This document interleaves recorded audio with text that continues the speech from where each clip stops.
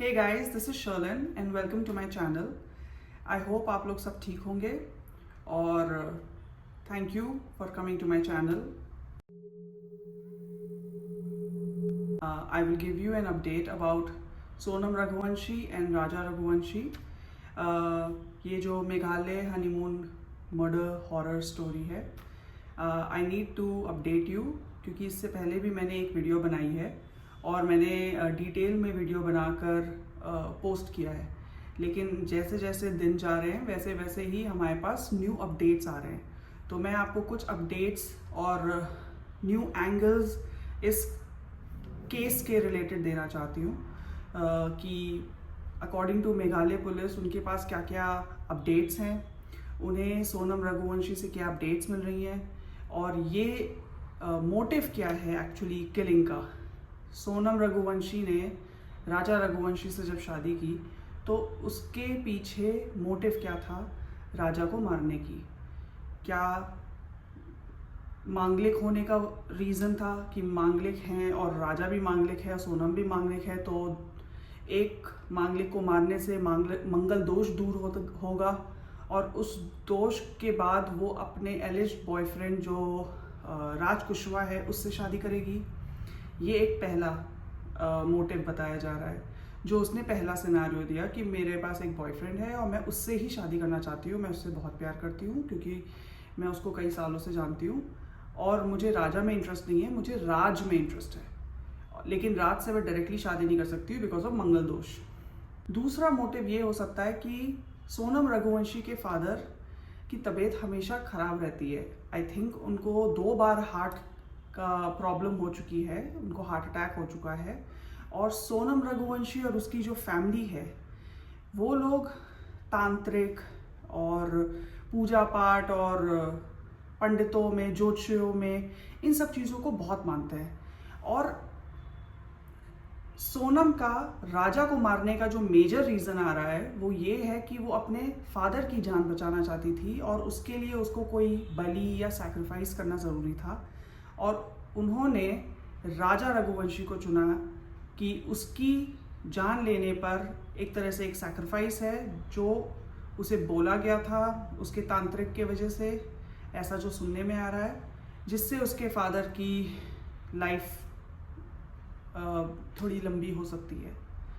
तो एक जान लेने से दूसरी ज़िंदगी बड़ी हो सकती है।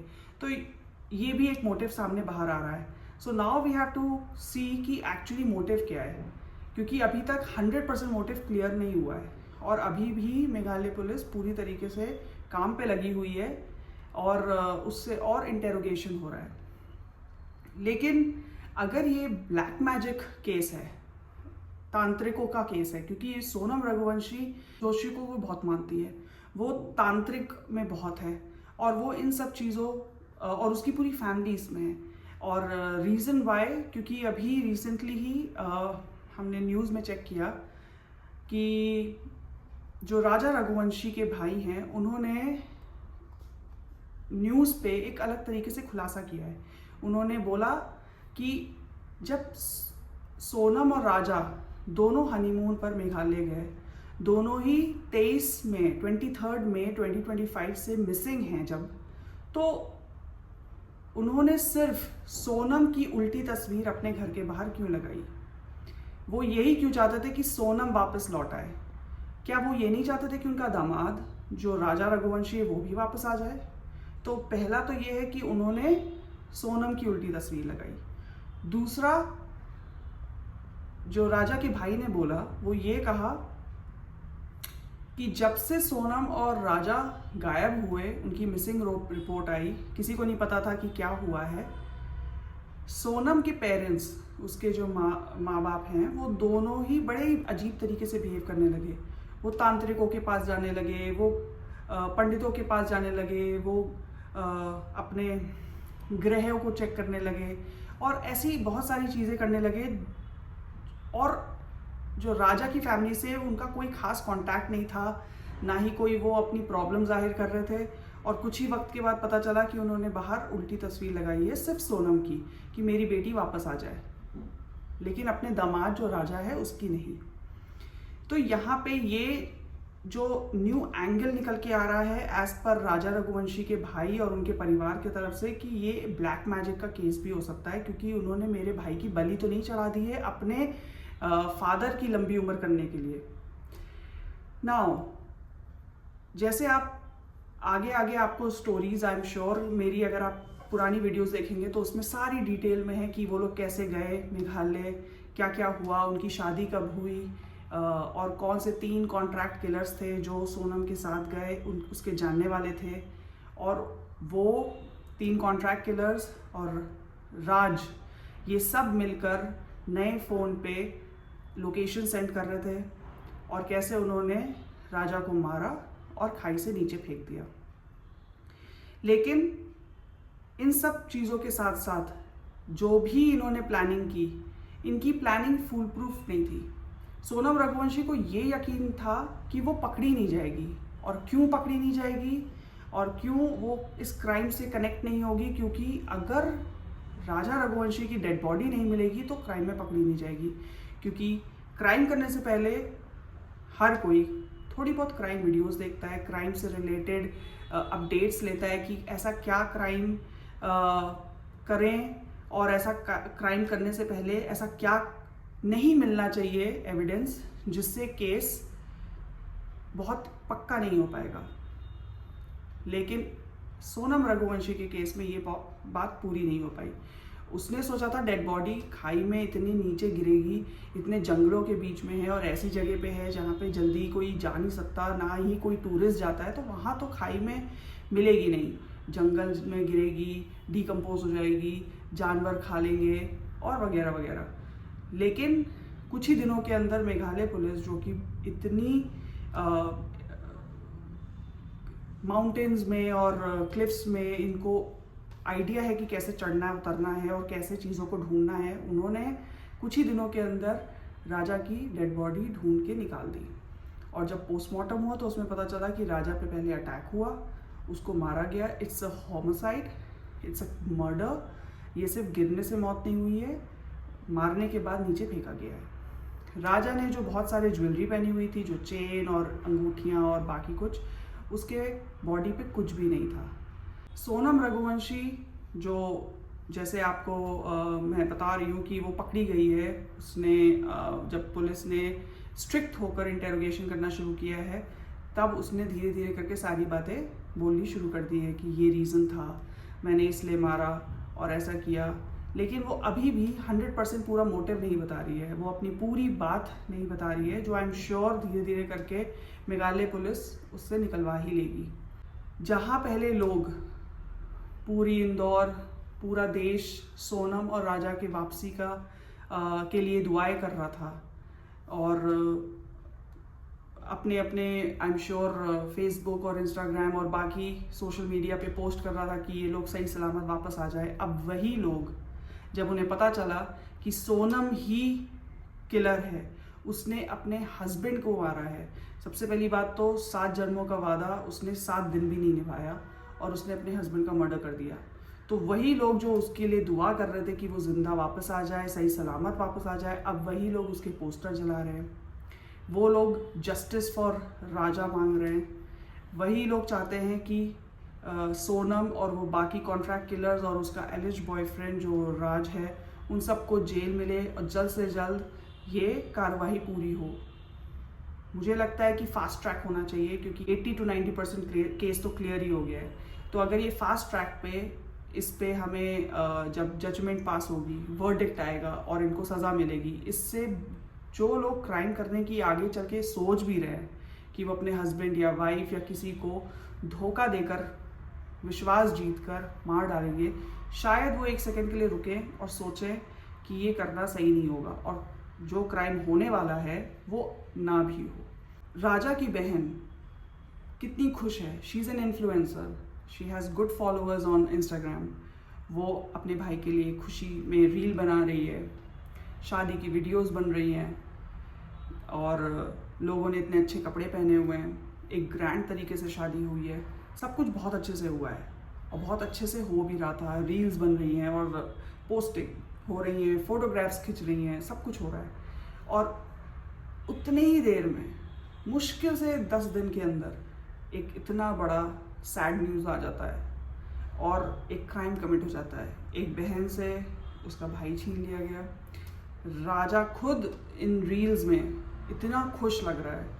उसने जब वो तैयार होके दूल्हा बन के रेडी हुआ, he is looking so happy. जो सेकेंड एंगल ये लोग निकाल रहे हैं ब्लैक मैजिक का, जो मुझे लगता है जो सोनम का भाई है, बहुत लोग कह रहे हैं कि सोनम का भाई बेकसूर है। सब यही सोच रहे हैं। वीडियोस में देखा है कि सोनम का भाई जो गोविंद है वो राजा के घर गया, उसकी मदर को उसने कंसोल किया। दोनों बहुत हाथ पकड़ के गले लगकर रो भी रहे थे और सबको यकीन है कि गोविंद इसमें बेकसूर है। उसको कुछ नहीं पता था, वो भी तो अपनी बहन को दर दर ढूंढ रहा था।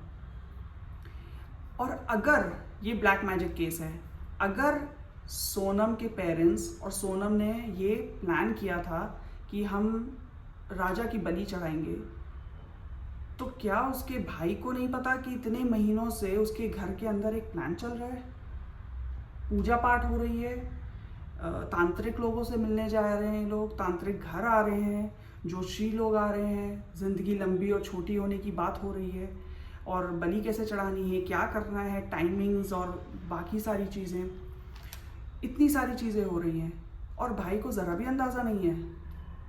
भाई की शादी हो चुकी है, घर में बीवी है, क्या वो नहीं बताएगी कि कुछ चल रहा है जब भी मैं जा रही हूँ या आप आते हैं? आपने खुद भी नोटिस किया होगा कि आपके आते ही वो लोग सब चुप हो जाते हैं और टॉपिक बदल देते हैं। हो ही नहीं सकता कि गोविंद को बिल्कुल भी अंदाज़ा नहीं है कि क्या हो रहा था उसके घर में, और उसकी बहन ने और उसके माँ बाप ने मिलकर ये प्लान बनाया और ये राजा रघुवंशी की बलि चढ़ा दी।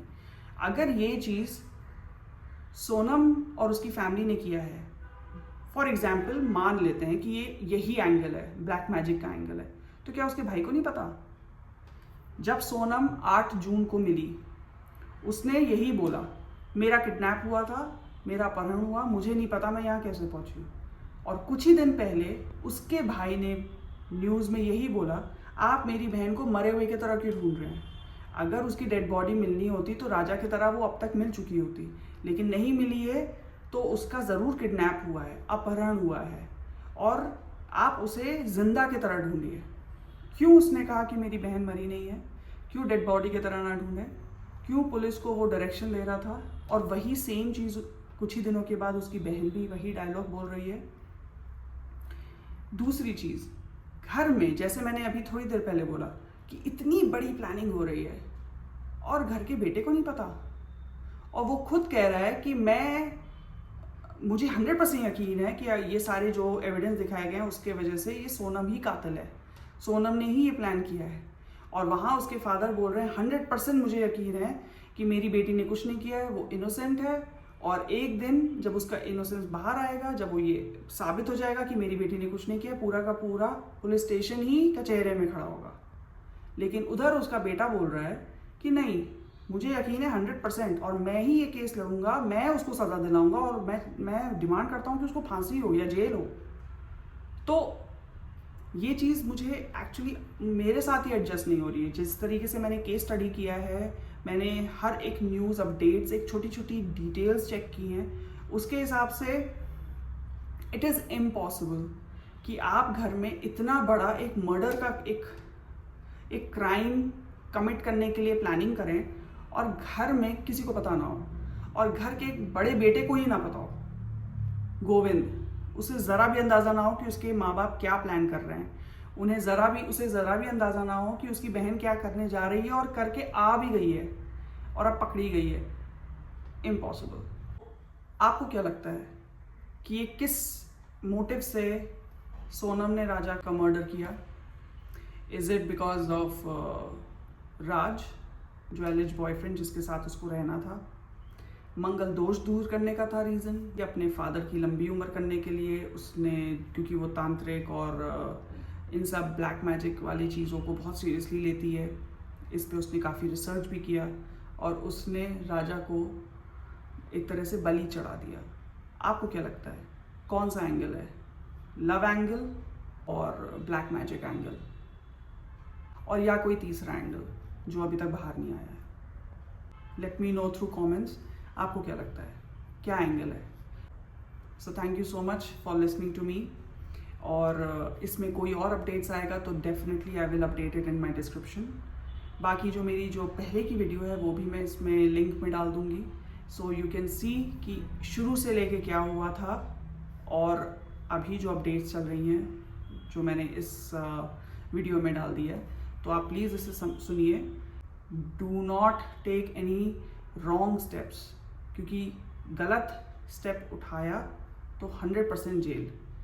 सो please do not commit any crime, think 10 times and talk to people. Thank you for listening. Like, share and subscribe to my channel. And मैं ऐसे बहुत सारे वीडियोस बनाऊंगी, so please go through it. Thank you so much. Take care. Goodbye.